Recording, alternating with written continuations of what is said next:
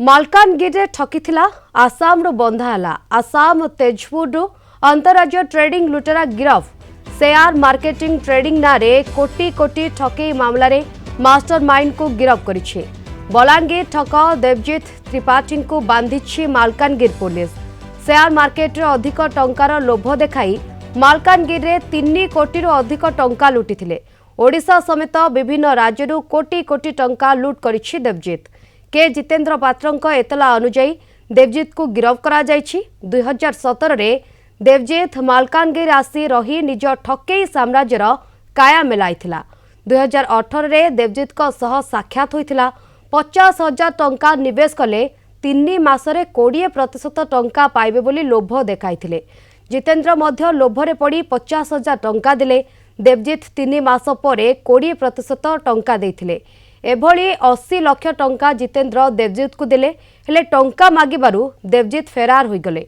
गत 2024 अगस्त 9 तारिख रे मालकानगिरी थाना रे एतला दायर करथिले। एतला को भित्ति करी देवजीत को आसाम रो गिरफ करिछि मालकानगिरी पुलिस।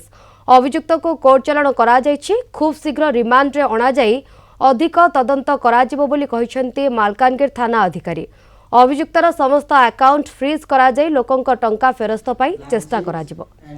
जब्ती कर रहा हूं ये जब्ती तक कटकर बासिंदा बोली कहूतिले किंतु आमे अनुभव करबा अनुसंधान कला पर तांगे बाहरले बलांगीर तांगर आधार कार्ड भी फेक अछि। बलांगीर रे रहउतिले आसी मालकानगिरी रही हमको एक ट्रेडिंग विषय रे कही हमको बसीभूत करी हमको पैसा नहीं किछि पैसा छोटा आकार देले जतले बड़ आकार रे नेला परे हमको पैसा देले नाही जेहेतु कि आमे लोकन पाखरे पैसा आनी किना खराब हे गलु लोक आसी आम दांडरे आसी बसुचंती।